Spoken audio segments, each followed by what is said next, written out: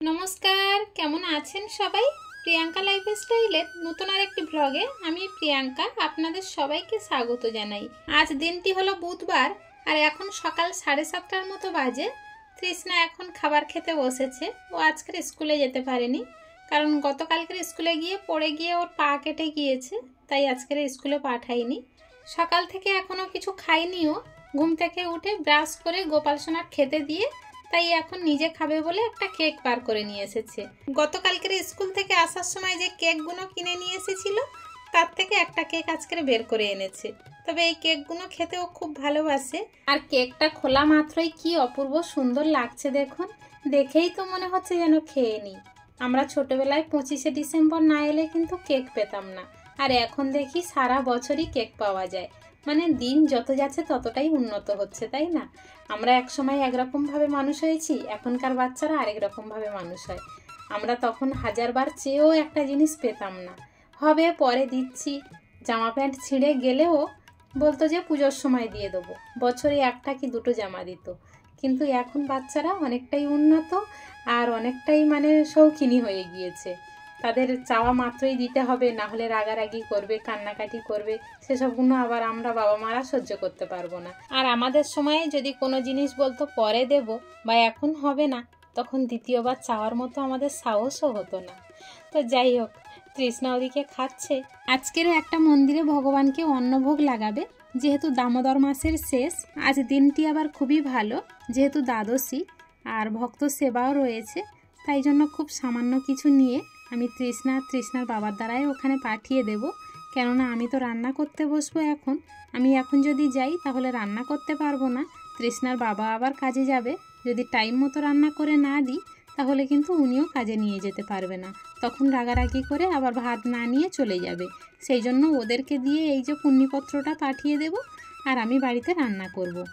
সবাইকে দেখেছি 5 রকম সবজি দিয়ে পুণ্যপত্রটা সাজায়, কিন্তু আমার বাড়িতে 7 রকম সবজি ছিল। আমি 7 রকমই সবজি দিয়ে পুণ্যপত্রটা সাজিয়ে দিয়েছি।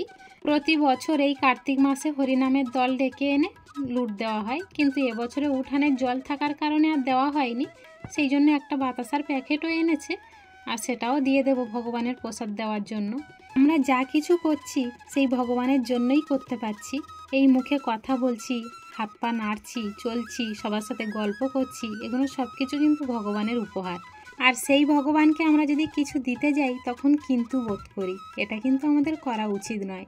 যার যতখানি সামর্থ্য সেটা ভগবানকে দেওয়াটাই উচিত। এখন তৃষ্ণার বাবা নিয়ে চলে যাচ্ছে। আমার তৃষ্ণা তো খুব খুশি। ও এইভাবে মাথায় করে নিয়ে যেতে চায়। যখন আমাদের মাঠে অন্ন ভিক্ষা হয়, মাঠ বলতে ওই কীর্তনের সময় যখন আমাদের এখানে অন্ন ভিক্ষা হয়, ও এইভাবে নিয়ে ঘুরতে চায়। কিন্তু ও তো ছোটো মানুষ, অত শত শত মানুষের মধ্যে তো হেঁটে পারবে না, তাই ওকে আর নিতে দেওয়া হয় না। তখন ও একটু কাঁদু কাঁদু ভাব হয়ে যায়। আর এদিকে আমি সবজিগুলো কেটেও গুছিয়ে রেখেছিলাম, চালটা এইমাত্র ধুয়ে আনলাম।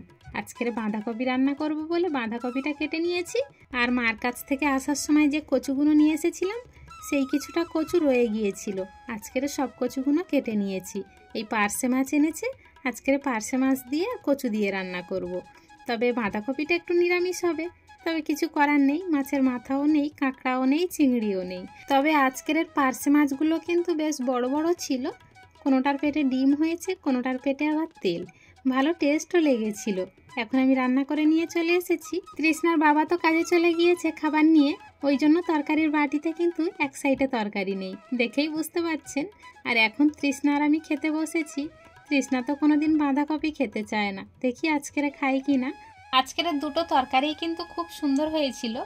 আর সত্যি কথা বলতে বাঁধাকপিটা কিন্তু তৃষ্ণার বাবা রান্না করেছে, আর আমি কচুরমুখিটা রান্না করেছি। তৃষ্ণার বাবা রান্না করলে কিন্তু ভারী সুন্দর হয়। আসলে কি বলুন তো, এক হাতে রান্না খেতে খেতে তখন মুখটা একদম একঘেয়েমি লেগে যায়। তখন মাঝে মাঝে বলি তৃষ্ণার বাবাকে একটু রান্না করতে। তবে মিথ্যে কথা বলবো না, আবার মাঝে মাঝে রান্না করে দেয় যদি সময় পায়।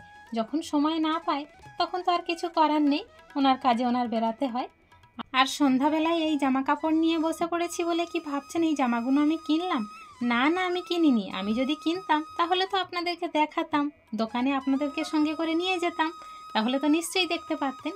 এগুলো আমাকে একজন সেলাই করতে দিয়ে গিয়েছিল, তাই সবগুলো সেলাই করে এখন জায়গা মতো সব গুছিয়ে রাখছি। সে যখন সকালে আসবে তাকে তো দিতে হবে। তবে চলুন, জামা কাপড়গুলো এইভাবে গুছিয়ে রাখতে রাখতেই আজকের ব্লগটা এখানেই শেষ করছি।